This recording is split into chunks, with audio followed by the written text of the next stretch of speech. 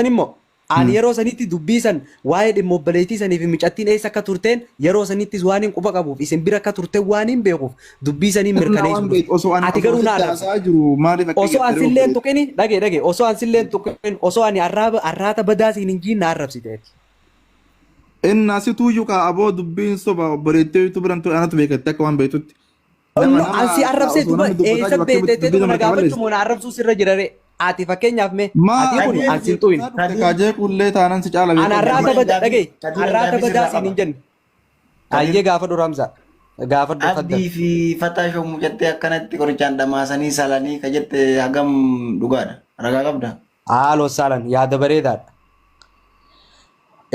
Fataan silaa biraa hin jiru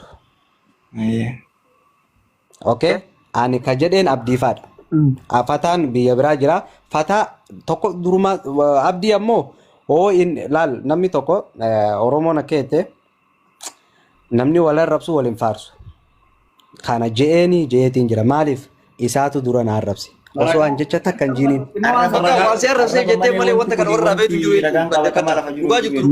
akka isiin isaan bira galtu qubaan qaba akka isiin abdiifaa bira galtu inni ammoo nu biran galtu jaami an akka isiin abdiifaa bira galtu ragaan itti qaba.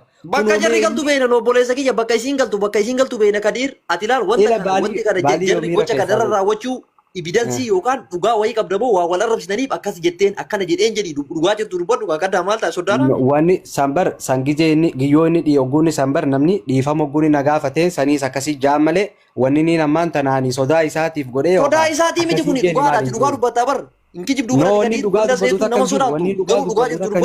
inni laal dhagee baaliyyoo ati qabeekuu qabdu yoo dubbii sirnaa laaluu deemte sirna san keessatti an akkanaan jee akkana jiinaan jetta malee amma haasooma keessatti akkama lafaa kaatee akkana jii jechuun tun sirna dubbii sirnaa miti okay dis sirnaa miti hoyyee sodaa galatoomi abdii jedhis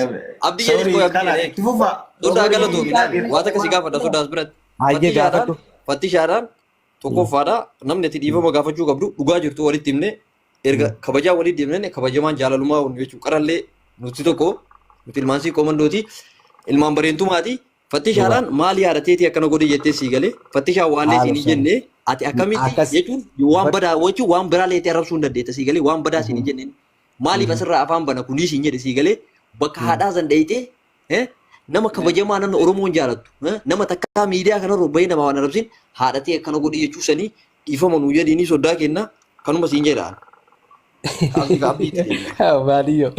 Baaliyyoo na dhage abiibii kiyya tokkoffaa Fataanis isumaa dhufee na arrabse ani achi dura maqaa isaas dubbadhee wanni namni nani jeenii isin akkana gootan jee abdiifaadha Fataan akkas godhees wanni hin jeen hin jiru. Kana keessatti maqaa isa dheewoon san keessa godhe jee ragaanatti fidatee akkanaan jette jiru.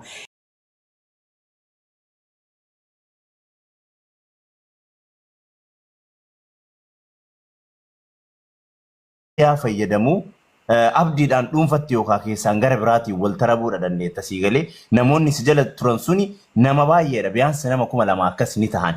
Sa'a sanitti dabbaalii waliin taatanii nama lamaan afaan wal jalaa qabaa.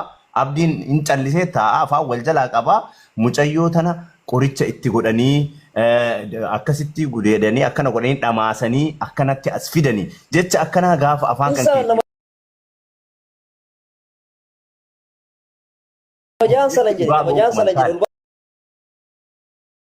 Kuma dhugaa hin fakkaannee fi dhugaa hin taane gaafa afaan Afatii keenya ati dabbaal kanaaf yaana walitti ni dhimma akkuma maramsaan kaa'ee nu dhaggeeffatu kanatti na fachaa ture. Hai.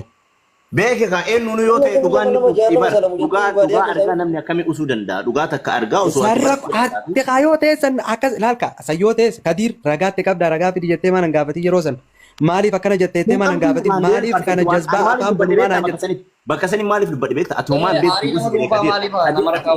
ni abdii yeekoy Kadiir ati usii haguma sanuu dabbaalni beekaa waa'ee kana inuma beekaa dabbaal beekaa jallata sii galee dabbaal amma nama siyaasaati beekaa jallata akka isaan jiru osuma waa hunda beeku jallisa sii galee aboo san kiyyaa oo fedhe maaltu siyaasa kenneef Dantaa isaati abboo anaaf dhageeffata. Kanan beekaa bara uummata waliin nyaachisuu bariin beekaa maal Hussein laal. Beekaa ati immoo waan irraa beektu hin jiru. Ati amma yeroo inni naarrabsu san dhageeffata. Yeroo abdiin naarrabsu hin jirtaati. Yeroo abdiin dura naarrabsu jirtaati jala. Abdiin ibsii wal arrabsuu dandeettan akka feetanitti. No dhageeka no yeroo abdiin na arrabsu jirtaa jedhee bar na deebise kaafatii keenya. Hin jiru kaan abdii ka abdii Hin jirtu maalirra wal geessanii dursaa bar laal namni tokko jechi tokko gisee namni nama miira keessa. Laa uummanni akkasii sin fudhatu gaalaarra obboleessa laal. Fataa kenna inni sina faarsaan turree bar. Waan fedhaa jedhu laal. Dhimmi waa dubbachuu barbaade. Asan dhageeffadhu dubbiin dheedasina. Dubbii jara shiraa keessatti argine jirra. Ila dhageeffadhu kadiiratillee namas jiru nama miidiyaa kanarrattillee wal beeyi nu dhageeffadha.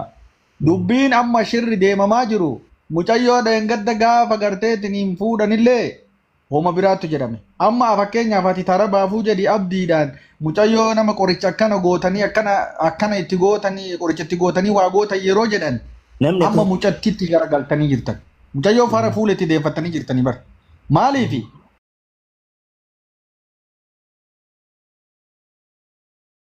Mucatti ila dhageeka dhombir namni tokko bara akki jenne ani wanni hundi mikinaata qaba yoo akkana taate ila dhageeffadhu duruma duraa'u mucattiin tun gaafa miidiyaa irra dhuftu abdiin dumaa ishee jechaanii ture ani waan sanii sababaan qaba ila dhageeffadhu dhombir dubbii gabbaafnee gagaanu diddan dubbii gadhoofna na dhageeffadhaa sirriitti mucattiin tun gaafa miidiyaa irraa dhuftu mucattiin tun gaafa miidiyaa irra dhuftu abdiin dumaa ishee jeeffiti pataan ammoo maqaa warri baaseef dhiisee lubbuyyee jeeffiti akka jaartiffiti. Akka nama gargaaru Assalamu alaikum. Rakkoon qabu kun waan namni marti beeku. Ni haasofna na dhagee. Yaadu baduudis. Fataa yaadu baduudis. Jara na haasawaa mi jara kenna. Waan namni hunduu beeku kun gadiiri namni nu martuu hin beekne kana. Akkasi dubbii dhiiraa tana bahaa dhoorkan malee galan dhoorkanii jette Oromoon. Abdiin dumaashii jechuun jaartii obboleessaati. Akka looqa daaraa jaartii obboleessaati ni dumaashii jaan. Amma gaa'eega kana taate fatiin amaanaadha abdii bira kenna akka inni dubbatetti. Fatiitutu abdii bira geesse abdiin dumaashii jee of bira qabee yeroo hedduu viidiyoollee waraabaa dumaashii teenya jee uffatallee bituufi ture astanaagaduu ture. Fatiilleen asirra fidee isiillee lubbuu jettiin kunillee lubbuu jee jaanii akkasitti ho'ifachaa turan. Boodarragaa jaalalli isaanii kuni shummoo bishaan dhuwidatee akka taate kanaan nutti as deebiti. Kanarra dhaabbadheeti kanii waan saniis jeen hariiroo jaalalaa wajji qabdanii. Kana jechuufi waan si jedhaati hayya gadiira cumarra dhaabadhu. Ati amma dubbiin dumaashii jechuufi dubbiin qoricha itti gootanii gudeeddan jechuun walitti dhufa yeroo haasaba keessatti. No mucattii dhagee mucattii gudeeddanii sin jenneen mucattii qoricha itti gootanii akka feetan gootan jedheen gudeeddan ka jedhu yoo jiraate. Maal jechuudha duuba? Maal jechuudha duuba kan jechuudha? Ila dhombir ati yoo jala jiraatin achi jala jira.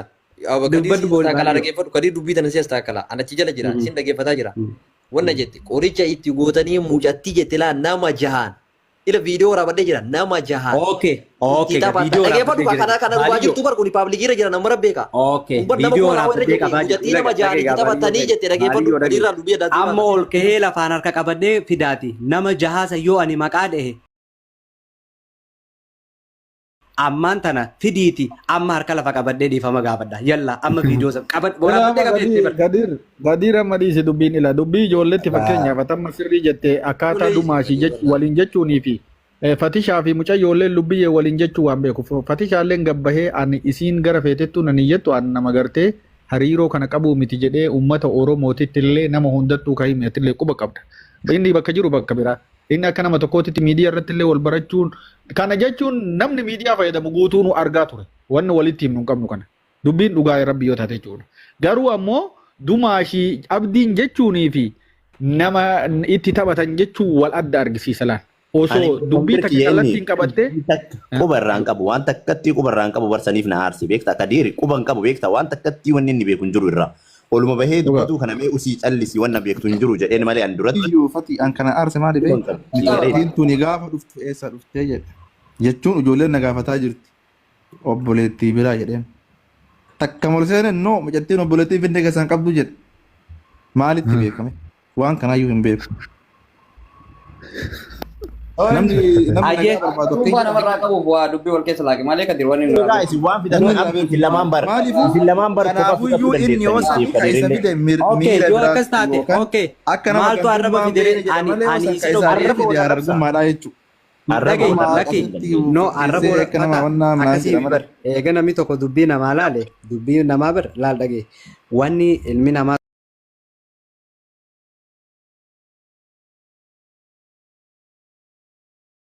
Oromoo biratti huuba xiqqaa ni argitanii ija qaba ni ilaalama huubni nu. Jara Erga bakka akkas ta'e- soddaatti fura. Soddaa bakka dhiisaa isinillee bakka. No, mee asanii kiyya dhageeka rakkoon qabu dubbii rakkoo hin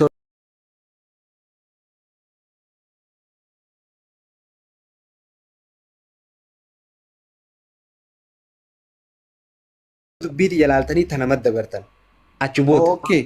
Wanni fide maali beektaa akkasiin na dhageeffadhu ka. Wanni fide Ayyee. maali? Ijoolleen sun dhugaan na gaafataa jirti.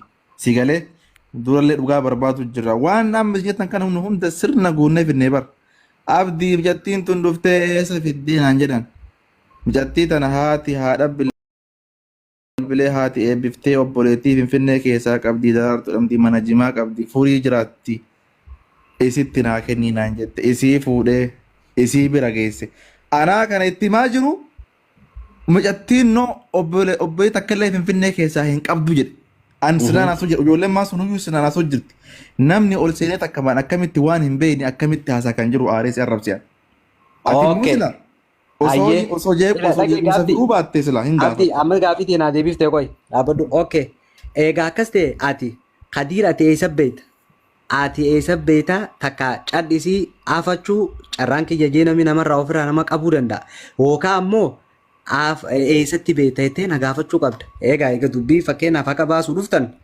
Egaa kaatti haqa baaftan namni tokko egaa haqa dabse haqa san yookiin yeroo saniin na diisuu dadhabde ammoo dhaabbu eessa beektaati eessatti agarte isii tana quba qabdaa jettee maan hin gaafatin. Egaa, Bara abdiin jedhe Kadiir banna maal taate Maaliif sitti kunoo beekannaa ati hin akkas beekan- hin jennaan beekatte? sirna haasaa jirru akkas jennaan si arrabsee jedhee bar dhugaa dubbatee bar. balleesse. Akkam bara Itu badii qaba. anis akkas taanaan gaa anis akkas taanaan ati na arrabsinaan si arrabsi si jecha san jee. Kanaafuu dubbii dhugaatii Akka- mitii jechuudha. Awwaala Kan bareetti balleessaa. mayti malee. Dubbii- Inni haalli bara ati inni- kana naan jennaan sitti balleessee deemire. Ati atillee fiddee dhala irra keetti gaariidha. Ani ka isin ani laal saahiba inni abdiin wajjin achi finfinnee ture saahiba kiyya ijoolleen inni wajjin ture san hunda anaa dura waliin ture. Isaanumaatu lubbuyyeen akka gartee waliin jiranii akka naan jaan isaanumaan naa ijoollume isa wajjin. Bari kun namuu argaa jira Kadiir. Halaas ka akkas taanaan akka waliin jirtu waan hin beekuufin jecha san jeeyan. Jechuun kiyya ati Lammaffaa akkamitti irratti namni inni na waan arrabsinaan hin arrabseenis. amma yoo sana osoo namni sirna osoo dubbii dhuftee jeequun sun amma sirna amma namni sammuu qabu akkasiin jedhadhee dhufe. Yeroo san na gaafachuu sirraa oole kaasan. Innis yeroo san na gaafachuu sirraa oole. Kadir jecha jedhamutu bakka qaba beektaa obboleessa kiyya laal bakka itti jettu jira jecha namni yeroo san si daawwatu namni Hai, Fata, Lucky, Fata dhimma sani Fata. Fata, ati dhimma san fakkeenyaaf nama kuma lama irratti baraanis waa nama kuma takka yeroo jettu kana waan jettu kana si adda baastee beekuudha qabda dhimma abdii yoo ta'e dhuunfatti isa aariidhaan waan feete jettee arrabsuudha qabda namni amma hundi akkanatti hin hubatu si galee namni dhugaadha jedhu miliyaana nama sanniin hunda keessa. Ani hai inni kun Kana waan kana lakki ta'eef ana obboleettiin jecha qab dhage akkasitti fayyadamuu obboleettii biran turre obboleettii finfinnee hin jirtuun jeensaa walaala bara akkasiin jeefata. Eegaa adda baastee maal jedhaa turte maa kan Okay, na dhage bara san dhimma arrabaa booda fataa keenya wanni waan san fide dhimma arrabaa booda. Inni kun ani egaa waan san jee ati eessa beekta jeetuma na dubbachuu qaba malee na arrabsuu hin qabuudha baraniis Waan waliin. osoo waan fedhee haasa'e carraayyuun kennitanii bara carraa nuu hin jiru jeequmsaan dhufte waan taateef isan hin barbaadu. Lammaffarratti maas fata miiciyyoo san gaafa isin as fiddan gaafa as baaftan miiciyyoon tuyyataama amma reefuun tana abbaa qabdi minaamin jechuudha immoo miiciyyoon tuyyataama namallee hin qabdu jettaniiti as baaftanii dubbachuu turtan miskiinaa. Gaafa lubbuyyee as baaftan gaafa lubbuyyee dubbachuu turtan viidiyoo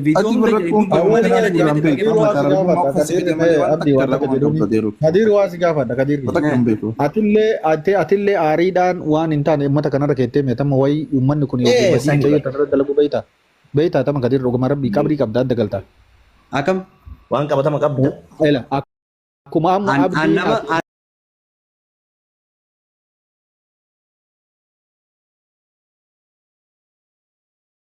jiruun kanaas dalaga saniis hin daleene jee kakachuu hin danda'u. Ilaa dhageeffadhu ka dalayyee Yoo bakka adii isa jedhu bira maal gochuu mucaa ilaa dhageeffadhu baaliyyoo qoy. isti adda baaliyyoo nama tokko rabbiillee waan jedhe nama balbala takka dubartii takkaaf dhiira takka ka barrii takka cufatee waliin seene haga wal keessatti yookiin argitu badii dalagaa hoteen atiin hin ajjeefamtan beeytame akka seera shari'aatitti illee. Kanaafiyyuu jirre malee amma. shari'aatu hin jirre malee kun jechuun kun shari'aan jiraachuu baatu nuti musliiman kijibnu.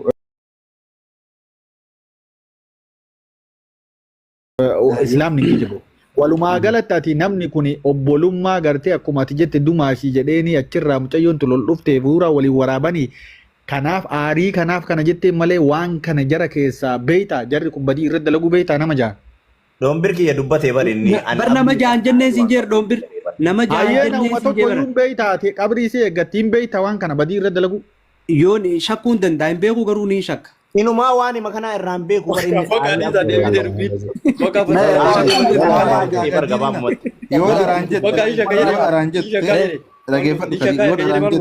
Yoo daraan jette viidiyoo dharakkanaa kana yookaan jaartii keetiin rabbi olaa baasu yookaan obboleettii keetiin rabbi olaa baasu torbee kana keessa dartu garuu beekaa maaliifuu dhugaan jette jechuudha. Dhugaan maqaa balleessaa deemte akka rabbiin si salphisu immoo viidiyoo kana waraabbadha rabbiin si agarsiisame rabbuma si salphisa inshaallah. Maaliifuu dhagaan jette Kanaafiyyuu ilmi namaa tokko isin obbolaadha kaleessallee nama waliin ture dubbii tana keessatti namni badii waraabata laal kadiir waan ati beekuu qabdu ati har'a asirratti